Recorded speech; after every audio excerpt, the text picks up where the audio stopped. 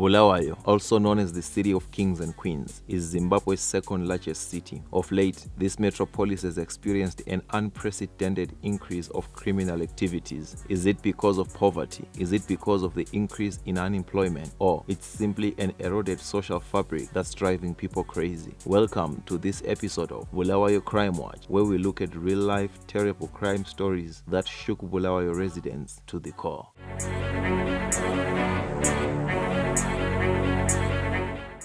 In the early hours of Tuesday, the 29th of August 2017, one of Bulawayo's long-serving arts practitioners, Dawanda Moyo, popularly known as MaPecca, succumbed to a single gunshot wound. He was shot under very controversial circumstances, and the condolences that followed were mixed with sorrow, anger, and frustration.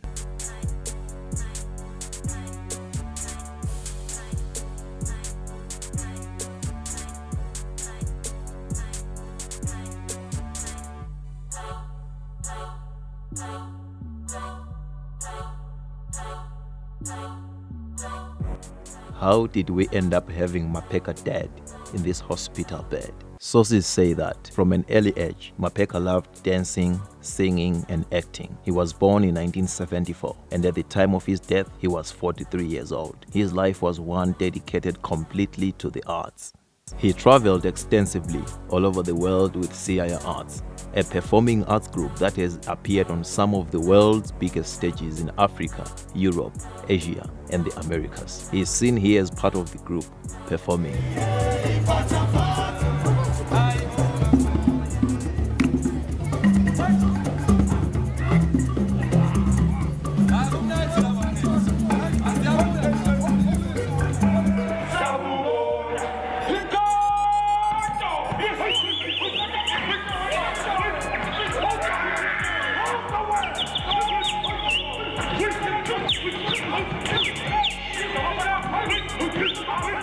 10 years before his death, MaPecca met the love of his life, this lady, Jacqueline Moyo, nee Banda, and together they had 3 children.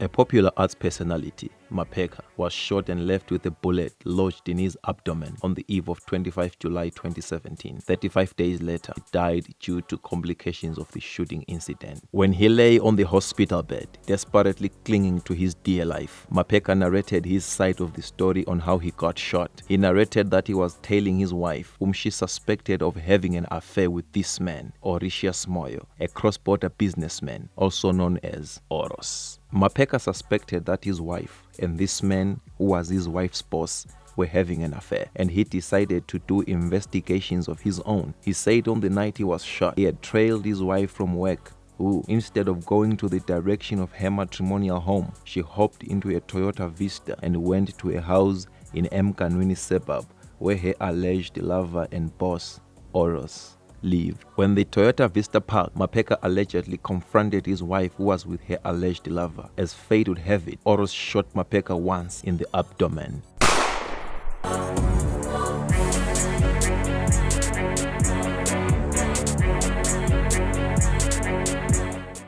After Oros had shot MaPecca, he dashed to the Nkulumane police station where he reported that he shot a man who wanted to rob him. As the days went by, the police were cast into a dilemma. Which version of the story was correct? Was it MaPecca's or Oros's? Was it murder or self-defense? Was MaPecca murdered because he had seen too much? Was Oros a murderer or a hero? As MaPecca lay dying in the hospital, he held on to his narration that he was shot by his wife's lover after confronting the two. The alleged lover, however, claimed that he shot MaPecca because MaPecca wanted to rob him, who then was telling the truth. The police first arrested MaPecca on suspicion that he wanted to rob Oros. After MaPecca died from the complications of the gunshot wound, tables turned and Oros was arrested for murder. MaPecca's family did not take the issue lightly. They took MaPecca's coffin and laid it in front of Oros's fish and chips business premises, singing a song accusing Oros of murdering their loved one.